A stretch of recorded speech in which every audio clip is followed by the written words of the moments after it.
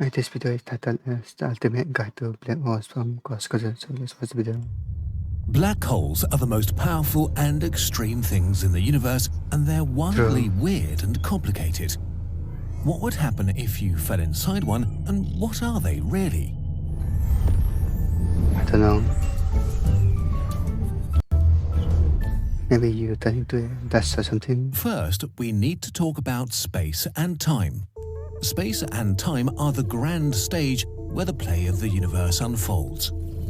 But space isn't a fixed stage, and time doesn't tick the same for everyone everywhere. In short, they're relative. Matter bends space, and bent space tells matter how to move.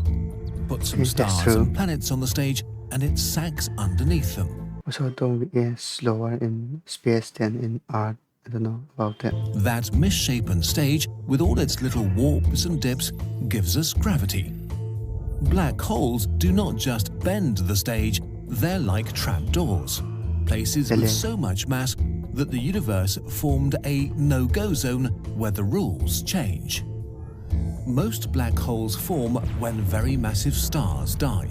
We explained this process in detail in our neutron star video.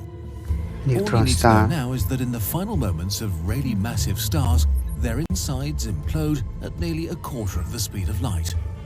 This packs so much mass so close together, creating something so dense that it sort of breaks the stage of the universe. A black hole with 10 times the mass of the Sun would be barely 60 kilometers across. If you look directly at a black hole, it looks like nothing. The space under their control is blocked by an invisible one-way border called the event horizon. The event horizon forms a shell around a region of space that, once entered, is shielded from the rest of the universe forever. Because the black hole trapdoor deforms space so much, not even light can escape it. And with nothing escaping to transfer information from the inside, it's impossible to tell what it really looks like. We can even airlight can absorb the black hole. That's pretty crazy. Observe black holes because of their effect on matter. Things can orbit black holes just as they can orbit the Sun or a planet. Many black holes have disks of matter orbiting outside the event horizon. This matter can become incredibly hot, as close orbits can speed this matter up to half the speed of light, and tiny amounts of friction and collisions between particles heat them to 1 billion degrees, making the space around these black holes, ironically, incredibly bright. What would happen if you were to try to get close or even inside a black hole? First of all, you'd see the strangest funhouse mirror in the universe.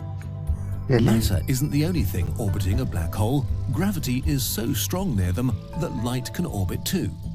If you hovered just outside the event horizon, at the photon sphere, in any direction, you just see yourself.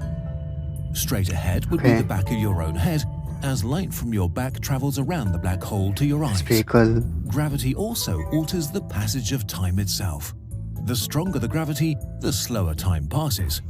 While you watch the universe above you speed up, those far away will watch you in slow motion. If you chose to fly away from the black hole, you might find that eons have passed for the rest of the universe, a freakish one-way time travel trip to the future where your loved ones are long dead. But getting close to a black hole can be incredibly dangerous. A painful death by spaghettification awaits you. Because your feet are closer to the black hole than your head, they feel a stronger pull of gravity, enough to pull you apart. As you descend, it gets worse. The pulling gets stronger, your body squeezed thinner and straighter, until you've been reduced to a thin stream of hot plasma, gobbled up in one final slurp, never to be seen again. Spaghettification is only a risk with smaller black holes, since they have much smaller radii. So what if we go into the last black hole? If you go to the center of a galaxy and find a supermassive black hole, you might be able to experience crossing the event horizon. As you approach the event horizon, a distant observer would think they never saw you enter it, seeing you stop and fade. The last light you emit, trickling up and out, away from the event horizon. Meanwhile, from your perspective, the void of the black hole rises up to meet you as light from fewer directions can reach you. The blackness envelops you until your only view of the universe you left is a tiny spot of light. Here, inside the event horizon, space and time are so horribly broken that real time travel is possible, so it's probably a good thing that nothing gets out. So we can time travel this period. If anything could escape, it could create all sorts of time travel paradoxes and issues that break the universe. As scary as the event horizon is, it keeps us safe from that drama. Whether you have survived this long doesn't really matter, as now there's only the certainty of crushing death in your near future. Inside the event horizon, space-time itself is so bent and warped that whatever direction you move here, every forward you go leads only towards the center of the black hole. Trying to go in any direction only brings you to the center faster. To survive the longest, you must do nothing. In the center of the black hole, we find the Singularity, a single point with all the matter that has ever crossed the event horizon, all crushed to a point infinitely small. There is no memory of the things that made it, as stuff disappears down the black hole trapdoor forever. The Singularity makes all things equal. This actually breaks the universe in really cool ways. We've made a video about this problem if you want to learn more. But in a nutshell, everything that comes too close becomes black hole matter concentrated at the Singularity. This lack of a memory of its past means that a black hole has only three properties: its mass, spin, and electric charge. Everything else is lost. They're a lot like fundamental particles in that respect. This actually means that every single black hole in the universe is the same. Sure, their mass is different and some spin faster than others, but if we were to put all the singularities into a magical physics museum, they'd be identical, like electrons. But just like fundamental particles, the properties of singularities are the best ways we can describe them on paper, rather than an accurate representation of reality. Our current theories about the universe, namely general relativity, are just not able to describe or explain them. The curvature of space becomes infinite, density becomes infinite, and our rules just don't make sense. The Singularity has no surface or size, something like a divide by zero error in the universe. So singularities might not even exist, or be completely different things. But this is all we know right now from the best prediction we have from our best current theory of space-time. Also, basically everything you've ever heard about black holes, even in this video, is about theoretical black holes that aren't spinning because their maths is so much easier. But since black holes were born from dying stars that were spinning extremely quickly in their final moments, as far as we know, all black holes in the universe should be spinning right now. At incredible speeds too, up to 90% of the speed of light. This means that's actually pretty fast, 90 times the speed of light. That's pretty awesome. That in reality, black holes are even more screwed up than they usually get credit for. The singularities of rotating black holes are even wilder.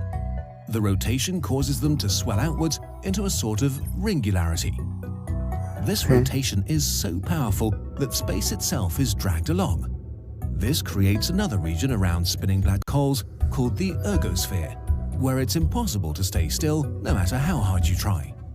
Like a rushing whirlpool of space-time, the tide is irresistible, and the black hole makes you orbit it whether you want to or not. Okay, so what will happen to black holes as the universe ages and dies around them? Again, we don't know, but we have some ideas based on our current understanding of physics. Hawking radiation. In quantum field theory, the vacuum of space is boiling with quantum fluctuations. These fluctuations are creating matter and antimatter pairs of particles from nothing, which only exist for a very short time before annihilating. When this happens near the event horizon of a black hole, one of these particles can fall in, stopping them from annihilating. The escaping particle is Hawking radiation. Ultimately, the mass of this particle must come from the black hole, so over eons, black holes will shrink and radiate away. Hawking radiation is not the stuff that fell into the black hole, it's new stuff, stealing mass from it.